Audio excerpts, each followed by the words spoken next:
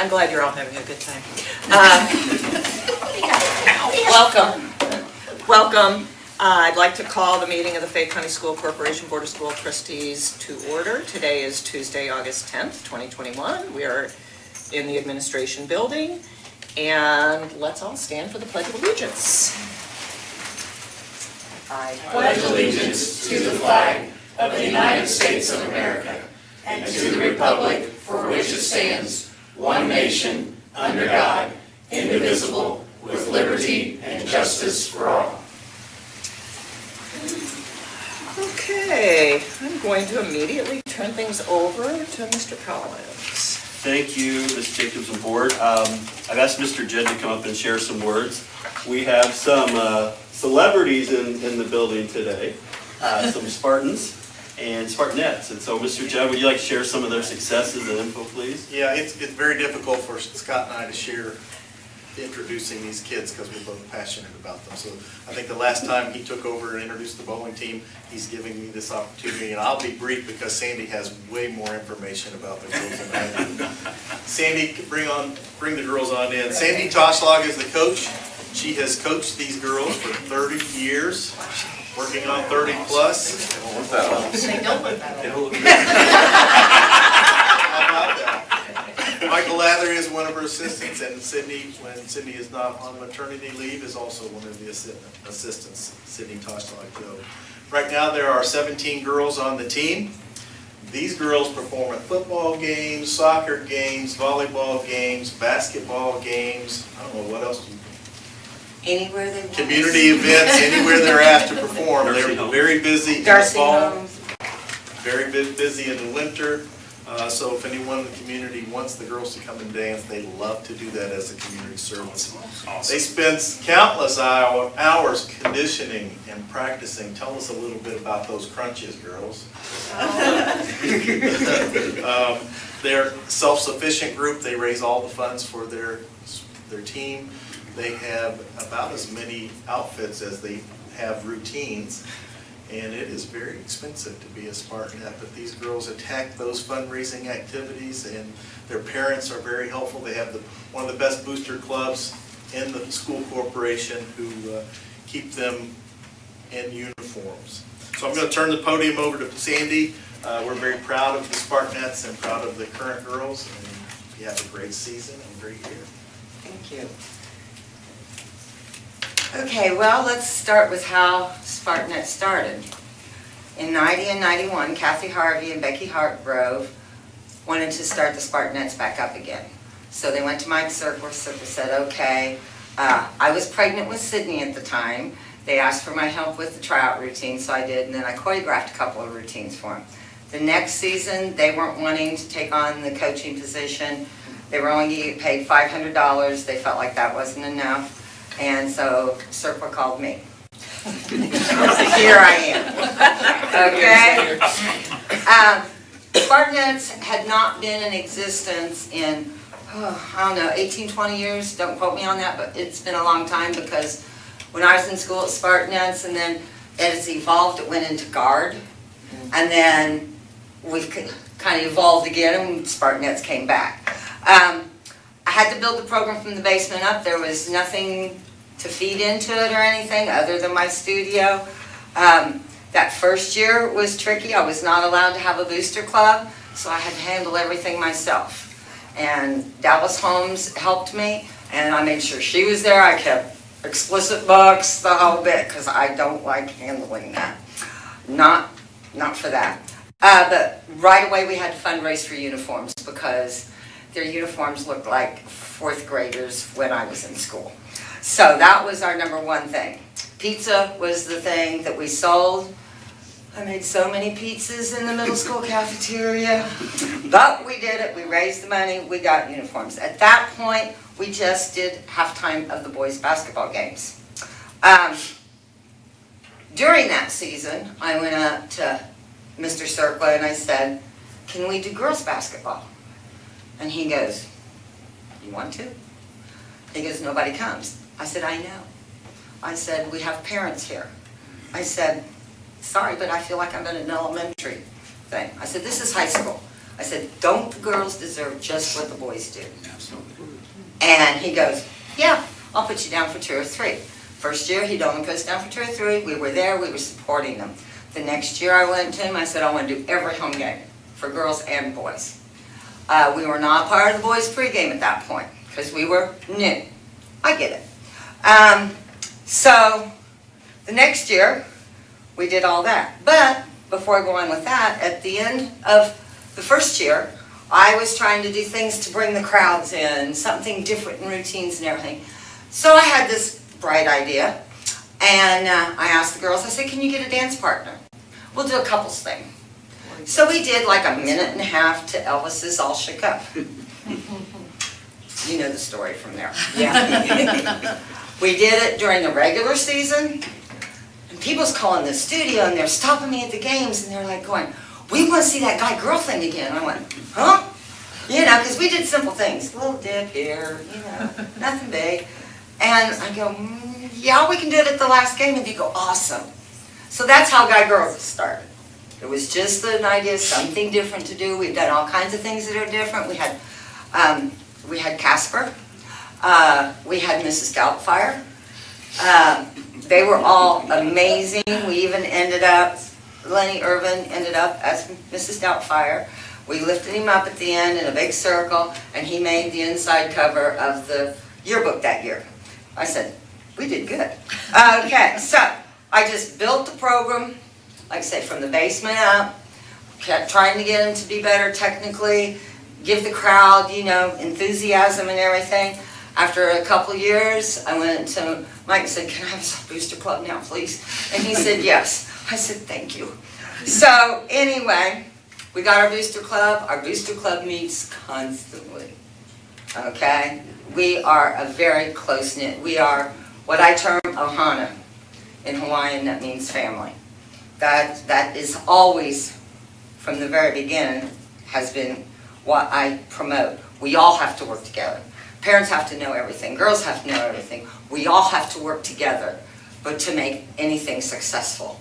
And this is how you have to work together in life to make things successful, yourself as well as your peers and the people you work with.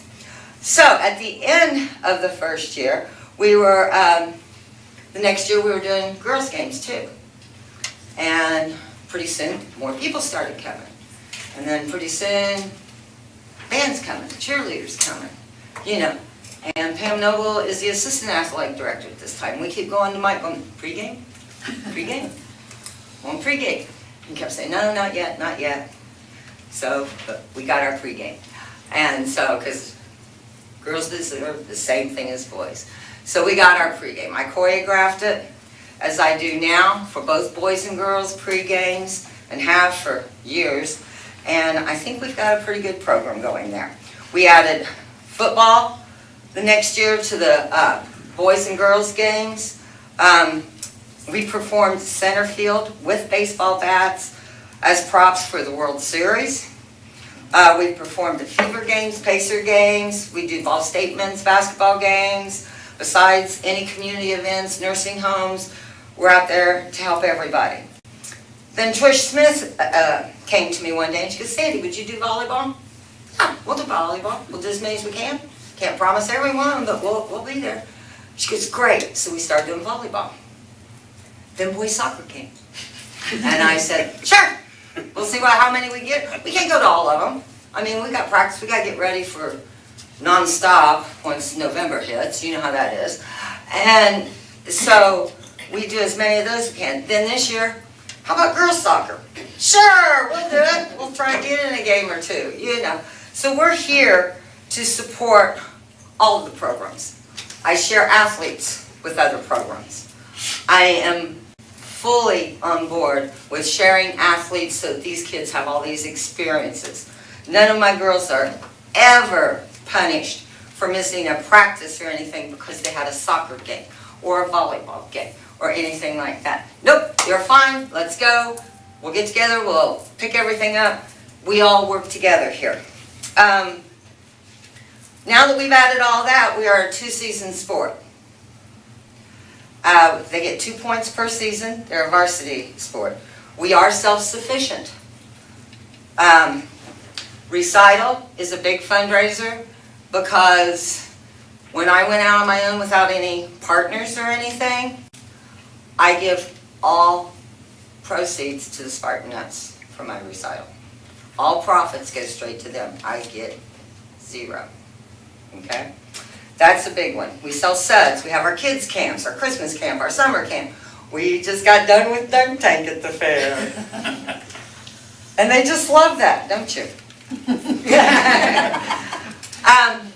As I've built the program, things have gotten more complicated. Technical skills are more required. There's a lot of commitment with my team. I make that known right from the start, don't I? We start conditioning June 1st, 4 times a week, 2 to 3 hours a day. Now, I get a lot of, you're just dancing. It's like, come on. Do what we do. Because I'm going to tell you, I'm not going to pretend I can jump in that pool and swim a lap. That's hard stuff to do. You know, I can't throw a football, 2 yards probably even. I teach girls, you respect every sport. Every sport has their conditioning. Every sport works hard. We work just as hard as any other sport. Like Randy mentioned, the crunches. Just so you know, they do 60 crunches in 5 different positions. Trish Smith watched. I had Trish, I had Spencer come in and watch some of my conditioning during the summer. And Trish come up to me afterwards. She goes, I'm slacking. I've got to push him. And I said, she goes, I didn't know you guys did all this. I said, yeah. We're kind of back in the corner here. We're okay. We've attended camps every summer for the last 29 years because this is my 30th year. We've attended NDA camp for over 20 years. My teams have always represented school and community very well. We always bring home multiple team and individual awards. We qualify every year for NDA Nationals in Florida. Why don't we compete? I choose not to compete for the simple fact that I encourage my team to do other sports. It takes us away from our number one duty. Because these other teams that compete, they're not at all the basketball games. They're not at the football games because they've got to go compete. They can't do other sports because they're practicing 5 and 6 days a week. I have a well-rounded team. Competing, yeah, that's fine, but we are here for the utmost reason is to support our school, our community, and our teams. That's what we are here for. That's what we are for this school. And so that's why we don't go to nationals. That's why we don't compete outside of here, because our number one priority is here. Community, community, community. I've attended numerous NDA special events. I've gone to Disney so many times. Yeah. Maui 3 times, Oahu 3 times. Maui was Hula Bowl. Hula Bowl moved to Oahu. We had the first year of Hula Bowl in Oahu, and then the next 2 years we had University of Hawaii's team football, which is amazing to watch. Due to this team's hard work and accomplishments, along with my continued commitment and support to NDA over the years, because I know all of the higher-ups at NDA by now, they know me. The whole team will be performing in the 80th anniversary Pearl Harbor Memorial Day Parade. Wow. It's going to be very memorable for them that they will hold with them for the rest of their lives. Yes, I've been to Oahu. Took my daughter her freshman year and her senior year. Her senior year was the last time NDA had an event at Oahu. And I've been on John to bring it back, and he did. It's something she remembers to this day. NDA takes us to the Pearl Harbor Visitor Center. They go to the USS Arizona Memorial, which I don't care how many times you go, you cry. The USS Missouri, where the Japanese surrendered. I mean, it's all really, really cool. And they get to find out some history and everything, and some of the Hawaiian culture, which is amazing. I could go through my team awards, but hopefully you've read them in the paper and everything. If you want me to, I can go through them. But, you know, this team works hard. They give me 110% every time I'm with them. And I just can't say enough about them. And they're helping to build my program. It just keeps building every year. We go for quality, not quantity, when the team is picked. I do not judge. I bring in out-of-town judges and people that I trust. And, yeah.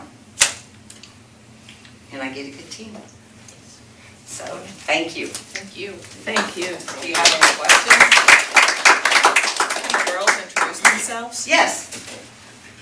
And tell what grade you're in. My name is Cecilia Dixon, and I am a senior. I'm Gabrielle Rivera, and I'm a ninth grader. I'm Chloe Kramer, and I'll be a sophomore. I mean, I am a sophomore. 2 days in, Chloe. 2 days. I'm Abigail Soriano, I'm a sophomore. I'm Paris Hampton, and I'm a sophomore. I'm Isabel Swiniger, and I'm a freshman. I'm Olivia Schuring, and I'm a freshman. I'm India Smith, and I'm going to be a sophomore. Well, I am a sophomore. Any questions for the girls or? Just something, comment to all these people watching on TV, these girls going to Hawaii costs a lot of money, and there will be a lot of fundraisers, both individual and for the Spartanettes as a whole over the next few months. Please support them as best you can. This is a fantastic opportunity for them. And for those of you who might think, well, they'll be out of school for 5 days, this is cross-curricular. They will be learning history in probably the best way, but by experiencing it, they will get the opportunity to be immersed in a different culture, which, let's face it, those of us that live in the middle of a cornfield in East Central Indiana don't frequently get to do. So it's going to be a fantastic experience for all of the girls. I am the team grandma, and I am incredibly proud of all of them, and it's just going to be really cool. I'm still holding the fort at home, and so they can go to Hawaii, but just so proud of all of them and the accomplishments that they've had. And like I said, if they come knocking on your door and say, can you help us out a little bit? Please consider that. Every little bit helps at this point in time to get these girls off to Hawaii in December. So I think Yes. December 7th is the parade. So, Yes. yeah. Smile, ladies. Thank you. Second award. Yeah, I was going to say same Scoot in. Scoot in. It's not like you haven't had your Like picture cake while they're at taken it. before. It's a chorus line thing. Are you ready? Thank you. They We're can proud do of it. you. They Thanks, can do girls. it. Thanks, Cindy. Thank you. They can do a cruise line for you. Yeah, next time we ought to, like, no offense to the audience, but kind of clear some of the chairs so they could do a little performance for I us. think they wanted to. They didn't want to. No, they were, They probably weren't prepared. no, they were scared. We are They were- scary. They were a Especially little these bit, guys a over little here. bit intimidated.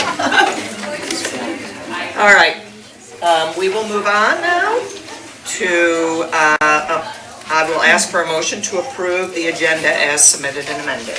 I so moved. Thank you, Ann. Do I hear a second? I'll second it. Thank you, Chris. Any discussion? All those in favor signify by raising your hand. Opposed, same sign. Motion carries. Okay, looking for any public comments on agenda items. Seeing none, we will move on to the consent agenda, which includes the approval of minutes from the regular business meeting of 7/13/21 and the executive meeting of 7/16/21. Personnel report including retirements, resignations, leaves of absence, etc. and the approval of the July 2021 claims number 59,653 to 59,824. So I'd like to seek a motion to approve the consent agenda. I'll make that motion. Thank you, Lori. Do I hear a second? Second. Thank you, Dennis. Any discussion? All those in favor, signify by raising your hand. Opposed, same sign. Motion carries. We'll now move on to action items. Personnel report, recommendations for employment. Mr. Harris. Okay, well, good evening, everyone. This will be a little while. We have a long personnel report this time.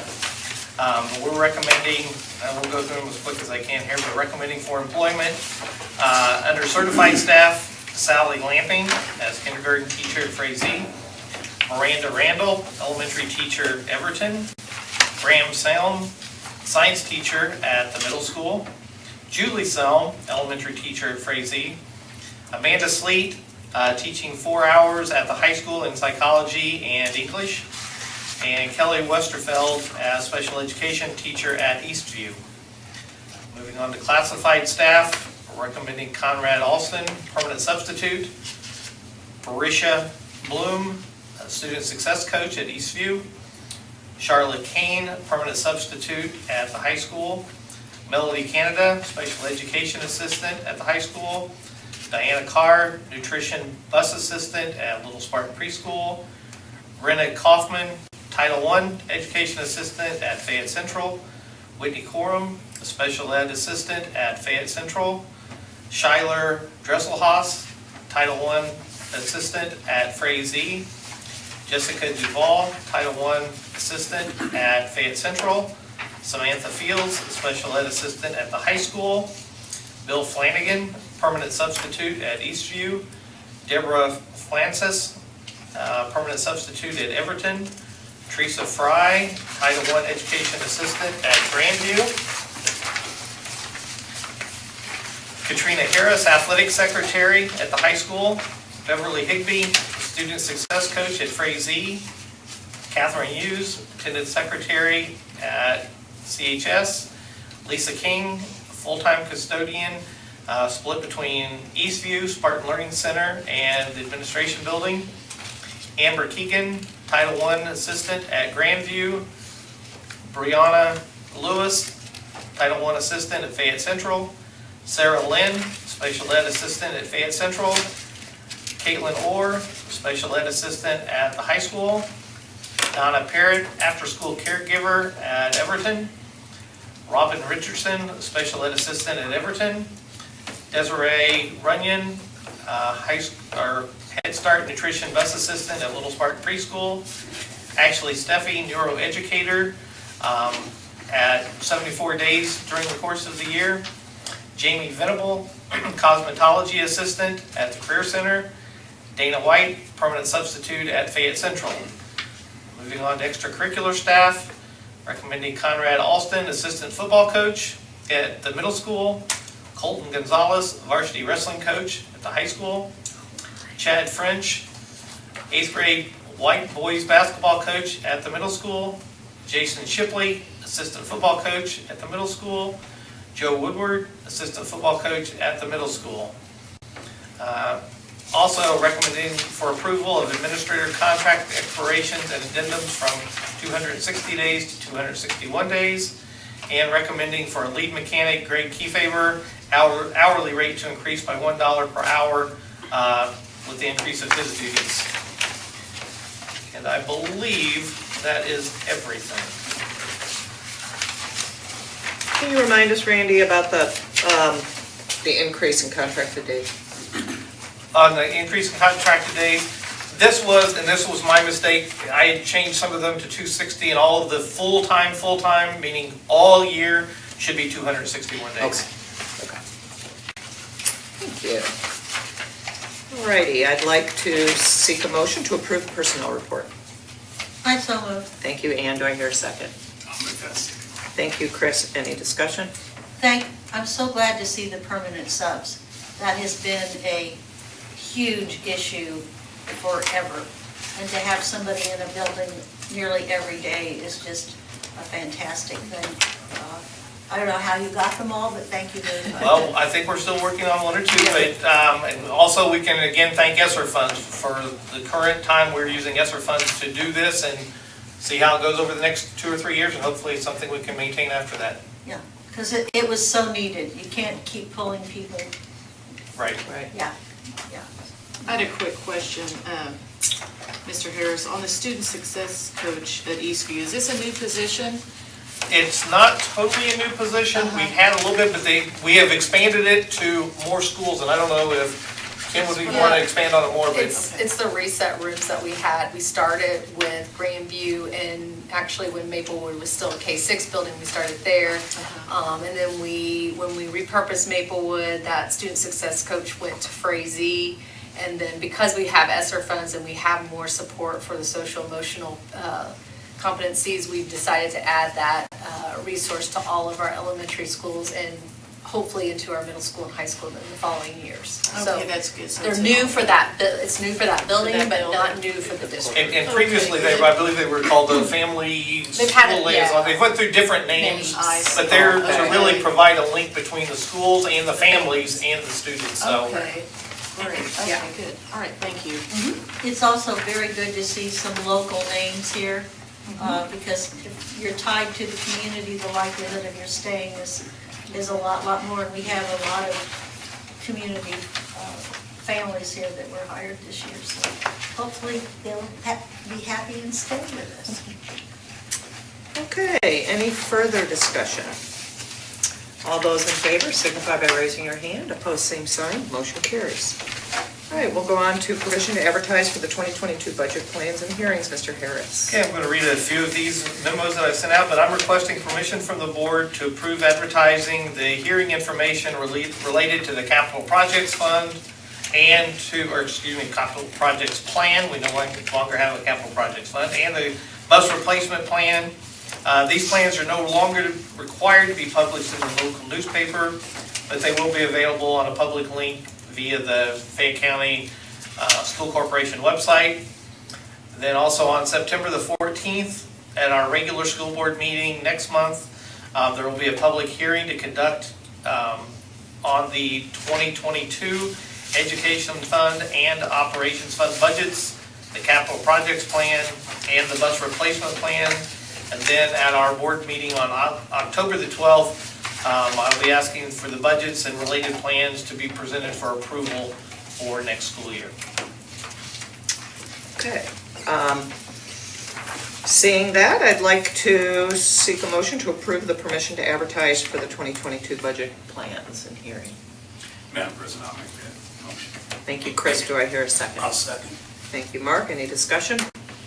All those in favor signify by raising your hand. Opposed, same sign. Motion carries.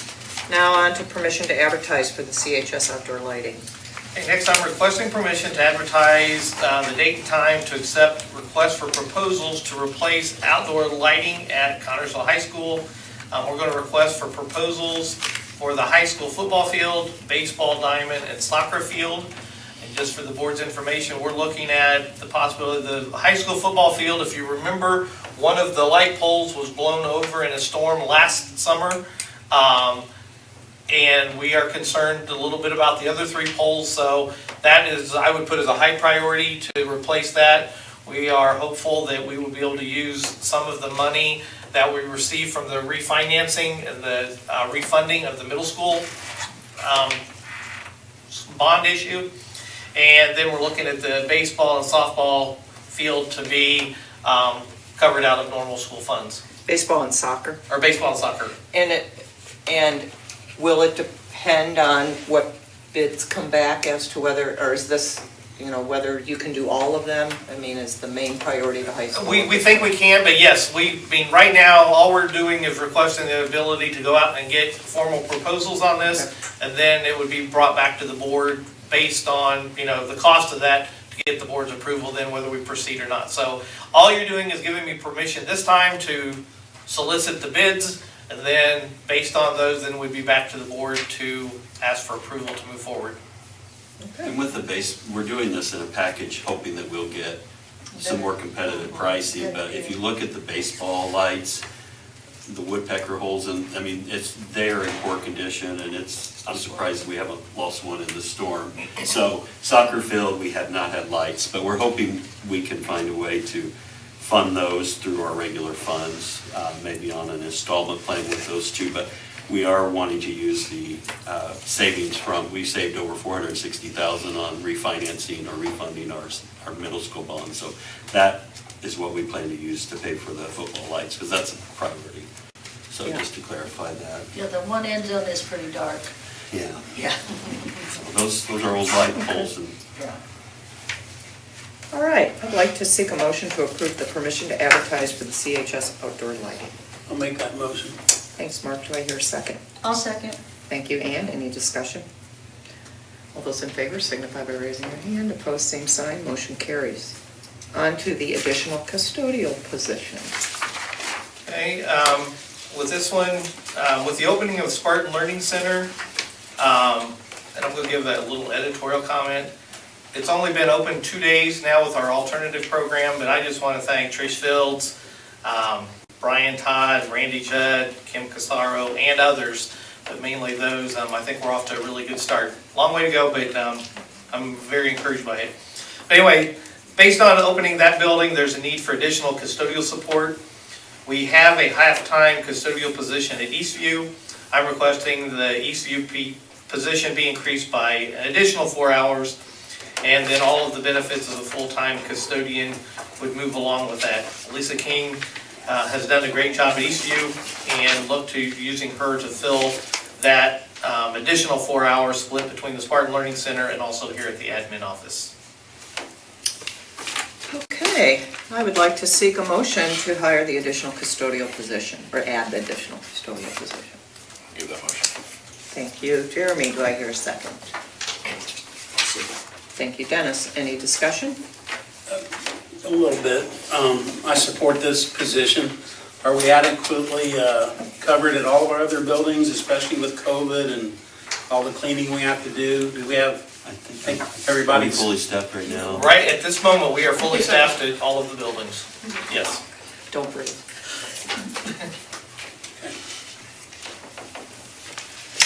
Okay, any other discussion?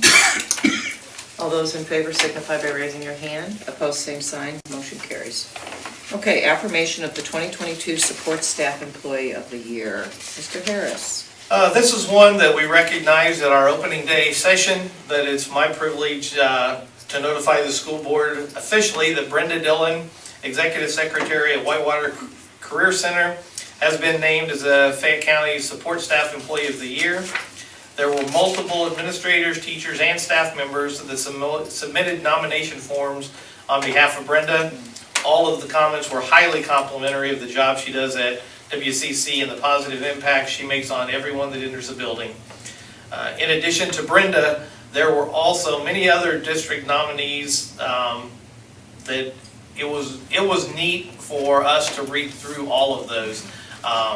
You know, we only have one winner each year, but we have a lot of great support staff out there doing great things, and I look forward to more applicants next year. But congratulations to Brenda on the awards this year.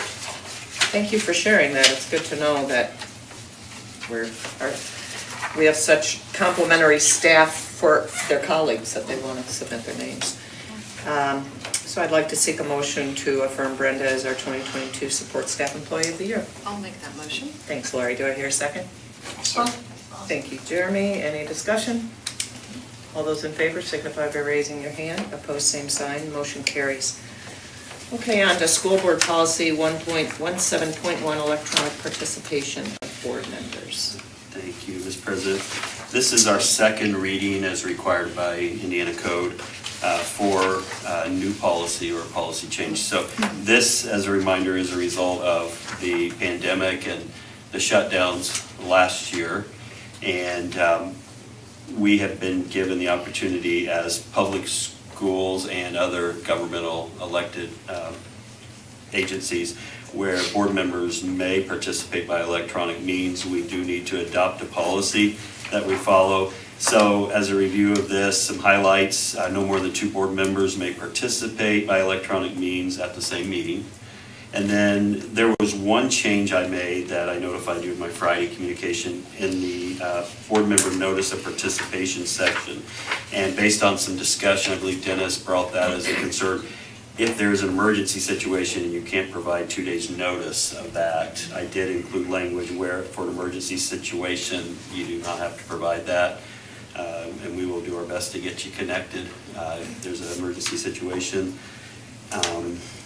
And then also, a board member may not participate in more than 50% of the board meetings in a calendar year electronically, unless that member's participation is due to military service, illness or other medical condition, death of a relative, or an emergency involving actual or threatened injury to persons or property. A board member may attend 2 consecutive school board meetings by electronic communication and must attend at least 1 board meeting in person between sets of consecutive meetings if they attend those electronically, except for those same reasons listed previously. There are some caveats to that the state did put into place, that you cannot participate by electronic means if we're taking final action to adopt a budget, make a reduction in personnel, initiate a referendum, impose or increase a fee, exercise the school board's power of eminent domain, or establish, raise, or renew a tax, which we don't do that, but I had to include all that in the language. For voting, something that's important, if we do have someone participating electronically, Leslie will need to take the voting by roll call, so that will be a change from our current practice. So that's another piece of that. And then our minutes must identify each board member who was physically present and who participated by electronic means and was absent.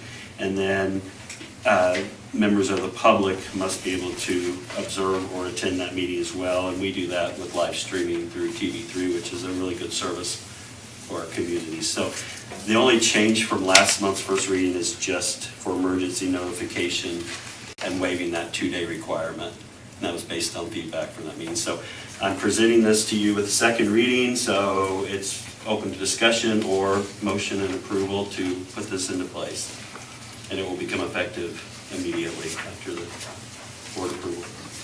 I move that we change this policy, accept this policy. Okay, do I hear a second? Thank you, Chris. Any discussion? All those in favor signify by raising your hand. Opposed, same sign. Motion carries. Thank you. Now we will move on to a discussion item about summer school. Ms. Corsaro. Thank you, Leslie and board. Just wanted to kind of give you a brief overview of summer school. We didn't have it last year, but we were able to have it this year. So I've asked Mr. Jennings and Mr. Judd to kind of give us a brief overview since they were the administrators. So we'll start with Brian. He was the administrator for the elementary. And we're just going to give you some brief information about how it went. Good evening, everyone. It is my pleasure to report on our elementary summer school. Elementary summer school was held from June 7th to July 2nd at Frazee Elementary School from 8:45 to 12:45 daily. Summer school was provided for children in grades 3 through 6. Students were served breakfast and lunch each school day. Students were selected for summer school participation based on academic need as determined by various assessments and teacher recommendations. Third graders who did not pass IREAD 3 were assigned to summer school unless a case conference committee determined otherwise. In addition, students in grades 4 through 6 that scored in the range of the 30th to 45th percentile on NWEA in reading and math were targeted. Students' reading levels were also considered. We had 6 teachers and 4 assistants who were hired to provide instruction to students. Instruction was solely based upon the identified priority standards in math and English language arts at each grade level. Small group or individualized intervention was provided on a consistent basis by classroom teachers and their assistants. Students who did not pass the IREAD 3 assessment in March had the opportunity to take the test again at the conclusion of summer school. We had 48 third graders that took IREAD 3 during summer school. Half of those students had IEPs. And from those students, we had 32 students that were able to pass iRead 3 during summer school. We had a total of 115 children in grades 3 through 6 at summer school, and our attendance rate was 88.84%, so almost 89%. Pretty good. Any questions? Okay, question, so you said you had 115, this says we're expected to attend summer school, and so those were? Some were not there every day. There Oh. were also some family vacations that we worked around. We try to be as flexible as we Yeah. can, Yeah. especially with those third graders, because we want them to have a second opportunity at taking that test, the second round. And is it, I mean, I think it's a compliment to the program and to these kids that we even had, you know, that these kids with IEPs were able to get the second chance and be able to pass. And several of them passed. And several of them passed, yeah. Yeah, great, really, I'm really glad to hear that.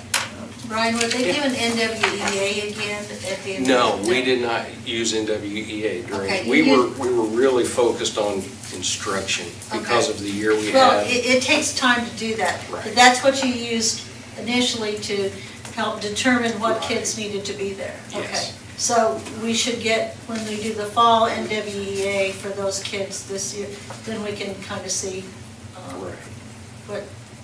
what all went on. Okay, good. We had a good staff. Oh, that's great. I really want to thank them. They helped summer school run smoothly and successfully. So I really want to thank each one of them. Anything else? Thank you, Brian. Thank you, Brian. Thanks, Brian. Mr. Judd?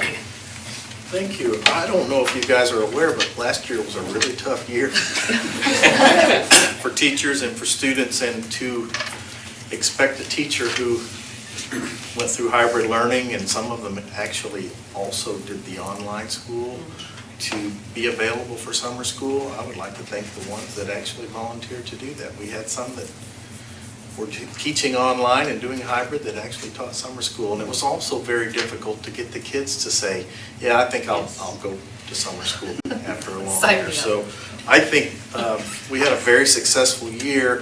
We started the day after graduation and ended on July 2nd. We went to school from 8:30 to 12:30. Every student had an opportunity to get a free breakfast and a free lunch, which is a bonus. We had 10 students sign up at CHS for English, and it depended on which English they needed. Some needed English 9, some needed English 10, 11, and 12. We had 44 students take PE, 18 geometry students, 16 algebra 1, 15 students took an elective credit for developmental reading, 34 students took a credit in supervised agricultural experience. That's the most that I can ever remember doing that this summer. Usually we have 7 to 10 maybe. And those students just wrapped up their projects last week at the fair. We had 41 students attend band, so altogether we had 178 students trying to get credits at CHS, and unfortunately 20 of those did not get their credits, and it's usually because they did not attend enough. That we, you know, what we teach is important. They need to be in the seat, they need to do the work, and sometimes they just did not come to school, and sometimes they were not invited back to school because of behavior issues. So out of 178, 158 of them did get credit, so that's not a bad pass rate, 88.7. We also allow students at CHS to sign up for 2 online classes through Indiana Online Academy. You should have a report in front of you that shows past years. We started in 2015. There were 52 students that earned 73 credits, and I can tell you this year we had 236 students took 317 classes. Their pass rate was 91.7%. They have a little bit longer time to do that work than they do if they're here at CHS with us. They do get emails from their principal from time to time saying, hey, look, you haven't completed enough work to even stay in the class, because there are benchmarks. If you haven't completed maybe 20% of the work by a certain date, they'll remove you, or you won't get the credit. So I'm really proud of the kids. More of them finished than I actually thought would at certain times during the summer. They kicked it in gear.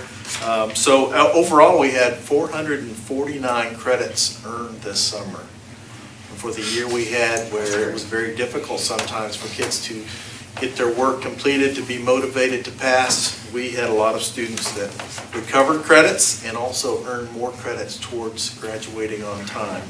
So I think it was a very successful summer school. So what are the online classes typically the kids are taking? They can take just about anything they So want. could they take, like a math class that wasn't offered? Absolutely. Okay. Pretty much any high school class? Any high school class, including some we don't offer here. You can take Chinese through the Indiana Online Academy. and So get that these credit. aren't necessarily kids that are looking for college credit, these are just high school credit classes? Absolutely. Yes, they're just high Yeah. school credit cards. Only high school. Wow. That's impressive. And also, what's developmental reading? Can you explain that? It's a credit that the state of Indiana allows. Instead of offering them a basic skills credit, which we have basic skill classes during the school year, you're only allowed to get so many of those. So in this class, it was probably more related to an English class than anything else. They were reading, writing, and developing But English. does it take the place of like an English 9 or an English 10? It does not, but every student needs so many elective credits, so they did get an elective credit towards graduating. Yeah. And they improved their reading and writing skills. And one more question, and then somebody else maybe got a question. So is it our school counselors that are really like pushing this and encouraging our kids to sign up, or how's that work? That and emails to their parents. Okay. I've sent several emails, hey, if your child is not passing any of their basic core classes right now, they really need to take those in summer school.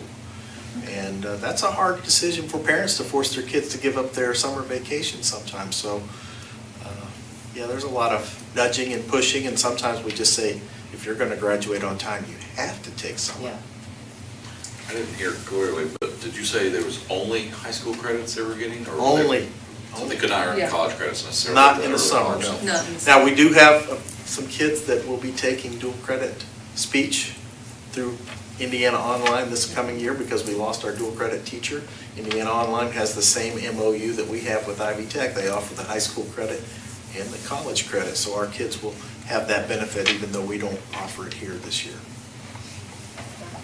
I'm just glad we have a strong summer school program. We've had it for years. I know. It's an opportunity for the kids that get behind to catch up, and now with COVID, more kids get behind. And so we're doing something. We're trying to help to make sure that our kids have a great opportunity in the summertime.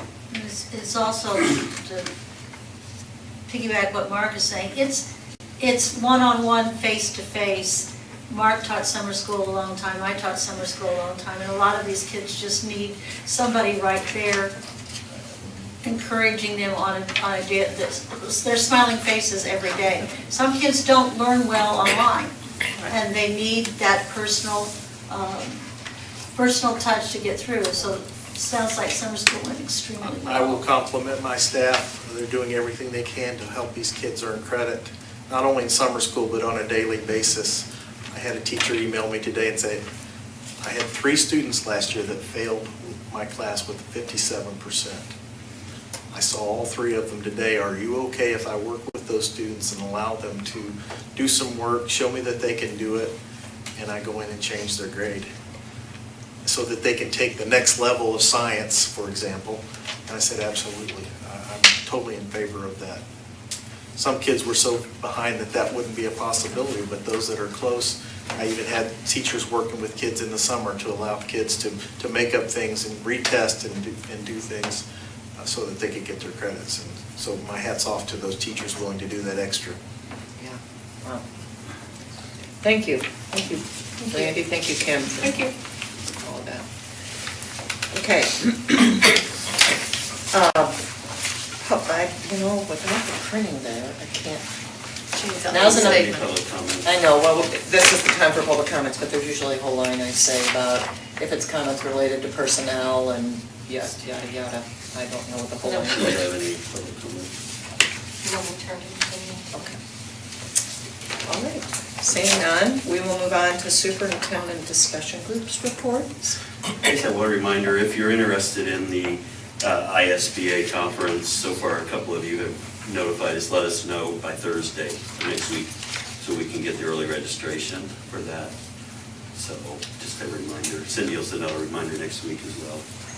I'll only make a comment. I serve on the Indiana School Board Association Legislative Committee, and we met on Friday.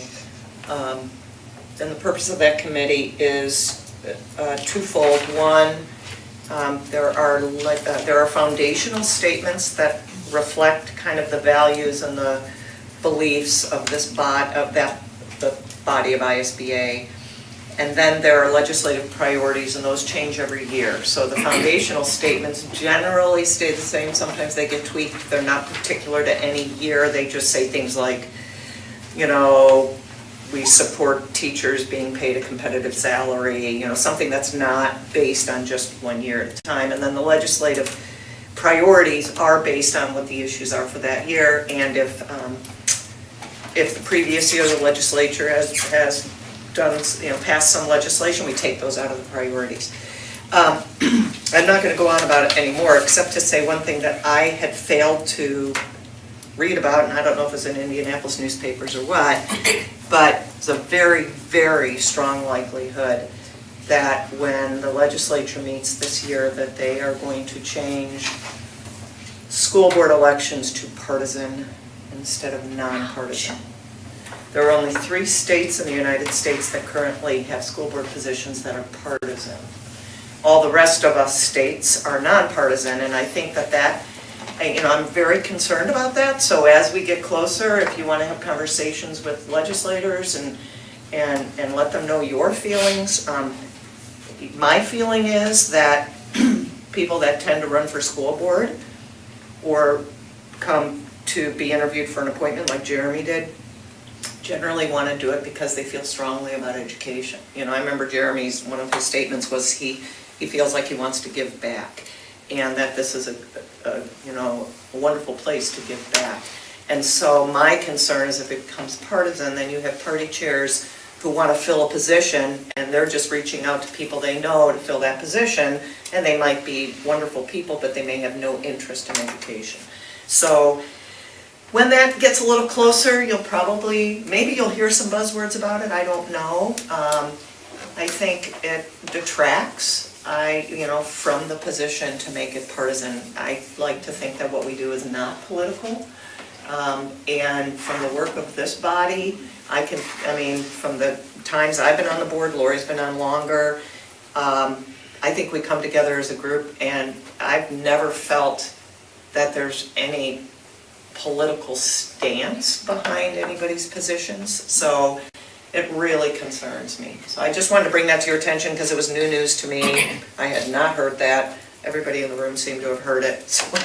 Was there any rationale given to change that? Yes, and the rationale is that with schools taking on more social issues, even things like free meals, social emotional learning, that those are considered, and with schools tackling issues related in some bit, I think, to poverty, family issues, more children having mental health issues, that those tend to go into a gray area, and the feeling that school boards are now touching upon issues that could have some political ramifications. Issues related to gender, neutral bathrooms. Those things tend to be political hot button issues. So that was what I was told. I haven't talked to any legislators. There are no legislators at the committee meeting, it's just board members, so. So we are an apolitical group who deals with political hot button issues in a hopefully adult and calm way, and now they want us to politicize it even more and cause more problems. I guess, I don't know what legislators are thinking, I'm not gonna go that far. No, I don't either, because I just- that makes so little sense, because I think what makes boards work, and we all might have our different political perspectives, but when we come into this room, they're parked at the door. You know, we are here because we care about the kids in Fayette County, and we want to do what is in their best interest, regardless of when we go into the polling booth where we put the X's on our ballots. And to make this a political issue, yeah, that's just really tough. I think it's just a sign of the times. Right, the director of ISBA, Terry Spradlin, says he's very, very sure it will pass. So I'm just suggesting that if you have an opinion about this, you know, I mean, we got time, they don't meet. It's a non-budget year, so it'll be a short session as well, so just kind of keep that in your back pocket. All right, we'll go on to principal director reports. I'd like to just mention something to the board that I thought was special that's been happening over the last few days at the middle school. Many of you probably read in the paper that we have, excuse me, a former custodian named John Miles who passed away, and he worked for the corporation for 30-plus years. He retired a few years ago and then passed away a couple weeks ago. But his family asked that, in memory of him, either monetary donations be made to the middle school for school supplies, or school supplies to be dropped off. And we've had a steady stream of things been dropped off in John's memory all week long. And there's a big box that arrived that said, "Thanks, comma, John." It said he was thanking us. But really, I mean, John's legacy lives on this whole week in service to not only our building and making the building shine, but I know he was doing stuff for the kids all the time. And we have this huge box. We should be thanking him. All the things have been placed in there, and all the things that these kids are going to get as they're starting school. Some of them don't have all the supplies they need. And thanks to John, that's going to be able to happen. We're just grateful for his memory and the legacy of service that he's still giving. John was fantastic. He was there when I was there. He was the guy that picked up the pencils off the floor, and you could always grab some off his cart if any kid needed one. I think he lived on Mountain Dew. He always had Mountain Dew in his cart, but he was such an integral part of the whole middle school experience, and he never found a kid that he didn't like, and he was always a good ear to listen and give some very sage advice. And when he retired, there were lots of tears shed when he retired at his retirement dinner, but that's just so cool that other people, anybody that was there while John was there knew John. And he was just a really special person. So. Thank you for sharing that with us, because I wasn't aware. Director of Operations report. A few short things here. One, you do have a funds report there. Continue to be in excellent shape there. The other one, we did have a request for proposal, a bid opening yesterday for demoing the resource center, as we requested approval last board meeting, given that. And the low bid for that was received from Wolf Construction for a total price of $269,350. If we proceed with that, we would also be looking at the reissuance money from the middle school. At this time, I am not seeking approval for that, other than to notify you of that. The main reason is we are still seeking some legal guidance. The state, or some of the laws have changed at the state level at how you dispose of school buildings, whether it's repurposing it, demoing it, or whatever. So we are waiting for a little bit more legal guidance. I expect to be back to the board at the next board meeting with some of that after we have received that. But I did want you to be aware of what the little bid was for that project. Thank you, Randy. Assistant Superintendent Report. I just want to thank all the administrators, the teachers, and the staff for getting us off to a great start. I know Scott and I were able to get into all of the buildings the last couple of days, and everybody, some of them look like they didn't even leave and they're ready to go. So that's because of all of their hard work, and just want to know how much I appreciate that. Also want to give kudos out to Mr. Judd, Mr. Todd, Trish Fields, Karen Hawker-Smith, Erica Huntsman, and Kyle Fisher.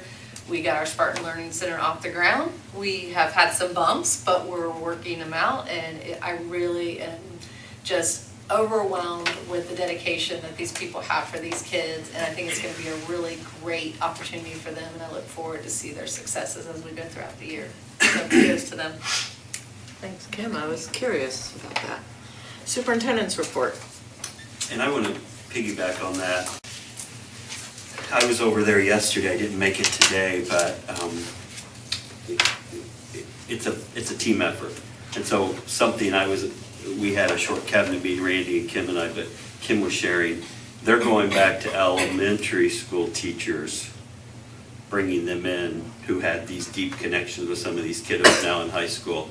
And so I know there are a couple that she's already called on who are going to be coming in and getting connected into the kids' lives again. So this is not just, here you go, this is a team effort.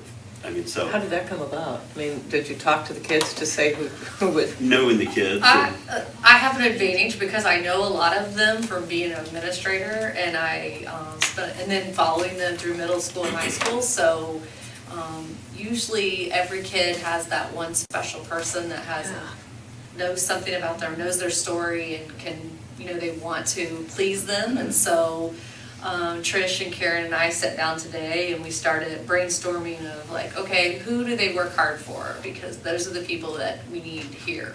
They need us as well, but they need those people that were there in times when they needed support, and we're able to hold them up. So, and those teachers that we reached out to are like, I'll be there. Like, just let me know when. So it's really a great experience for them. And it's a little difficult for them because a lot of them are not used to having that attention. They're used to being good at kind of blending in and being left alone.